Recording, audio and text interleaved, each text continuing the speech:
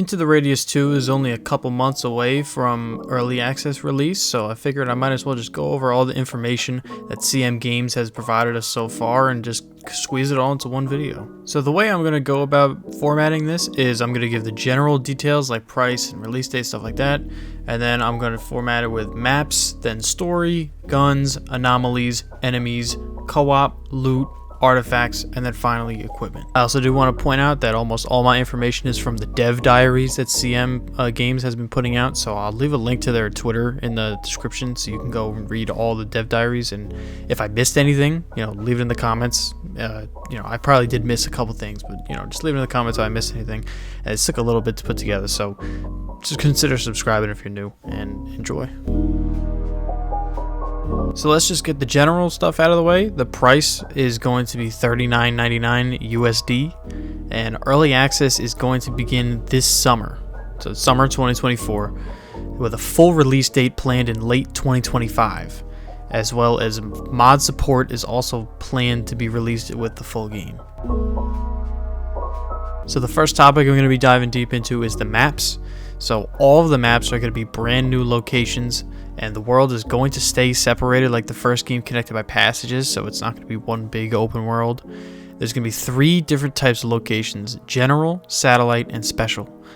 General locations will consist of massive areas which are bigger than any locations in the first game and will consist of multiple POIs to visit.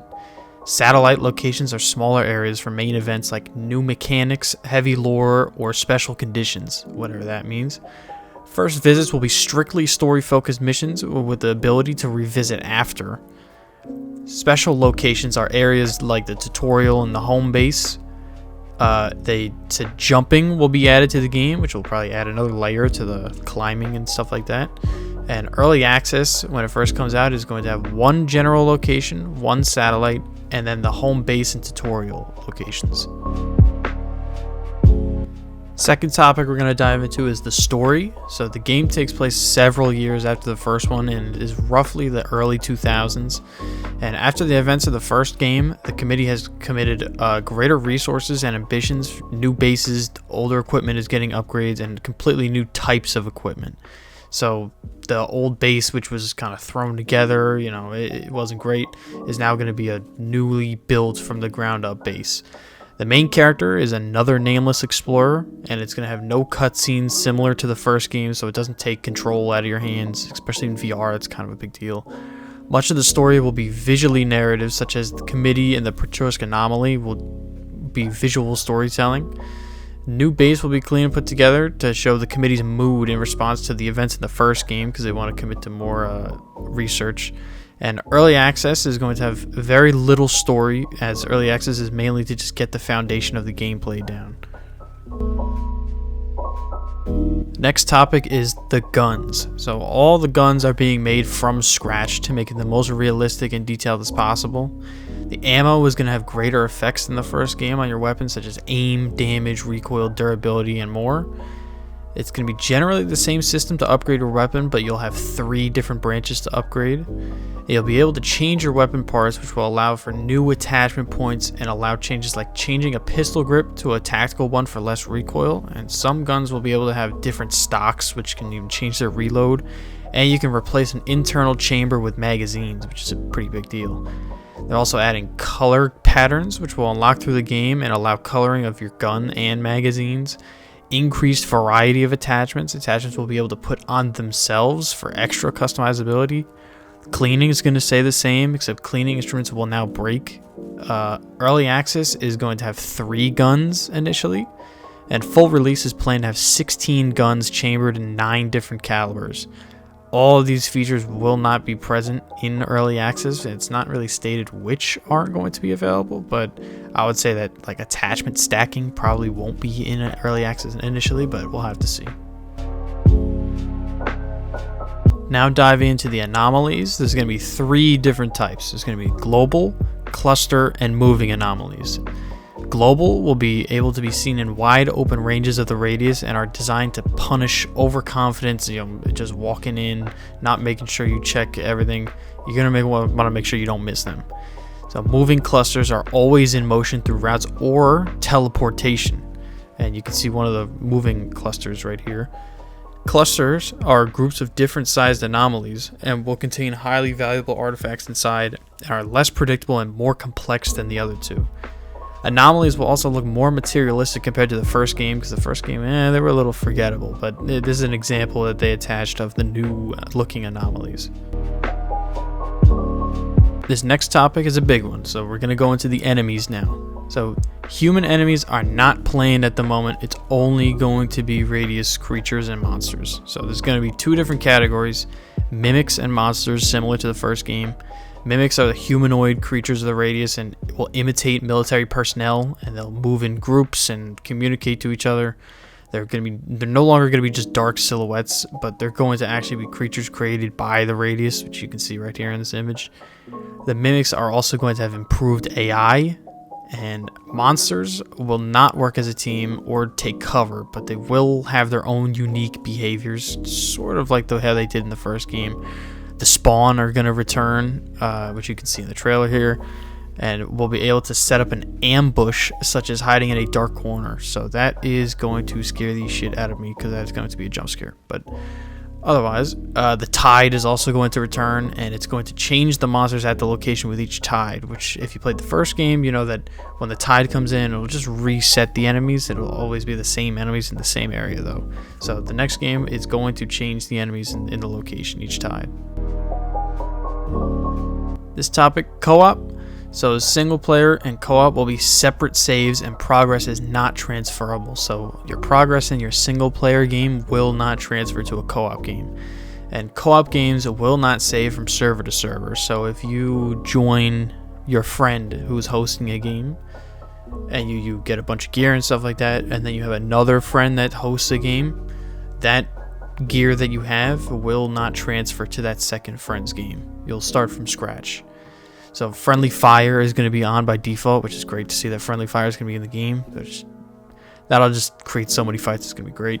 The max amount of players that you can play with in co-op is going to be 4. And if a player dies, they can be resurrected with an artifact from other players. And the game will have proximity chat. And you'll also have a walkie-talkie for long distances. So the next topic is the loot. So the loot structure is generally going to stay the same from the first game. So players will progress and get better weapons through the shop. Security levels are going to be back. Weapons will be able to be found in the radius, but only civilian weapons like the double barrel and pistols. So no more finding like an AUG or an AK in the radius. And then a new category of weapons called Forgotten Weapons is being added, which is a type of weapon that has been lying in the radius for a long time and has been partially corrupted by it. So you'll be able to visually see the corruption on the weapon, and will have a drawback such as only a single firing AK. So this will allow players to find higher level loot, but you'll also have to deal with the drawbacks that are associated with it. Early access will initially not have Forgotten Weapons, and now rooms will now often contain crates with loot in 3 categories: medical, weapon, and ammo. And there's going to be a new type of loot called an ash. So it's going to emit a faint sound, and your glove will have a little part. It'll suck up the ash into the glove, and then it can be sold at the computer for money, or you can modify artifacts with the ash. Early access is not going to have the sucking motion for the ashes, but they will be able to be picked up and stored in the backpack. Now the artifacts. So the artifacts are going to have 3 roles: valuables, mission items, and enhancements. So artifacts are going to be a significant source of income, similar to the first game.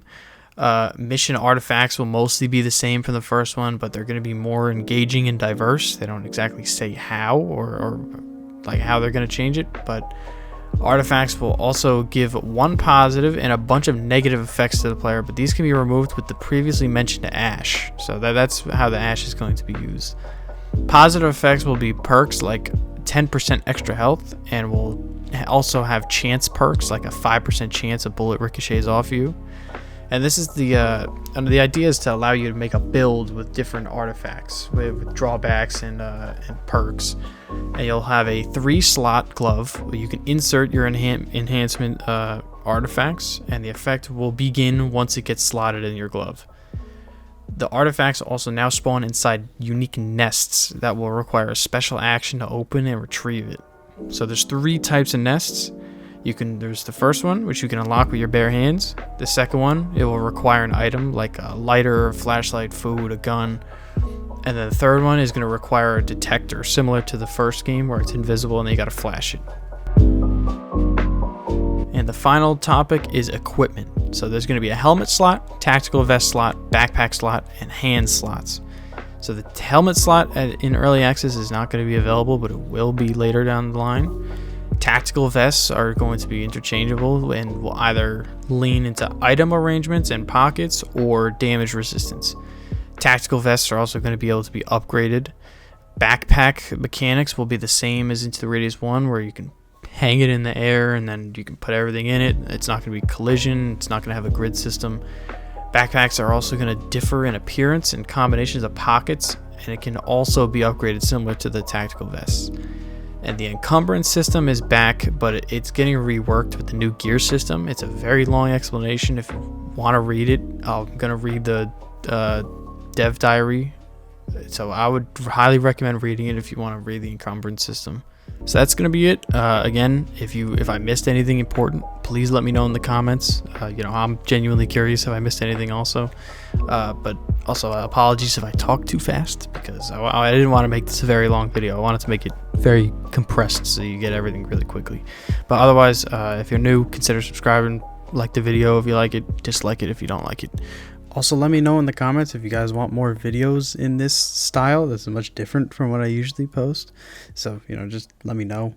But anyways, I'll see you guys next time.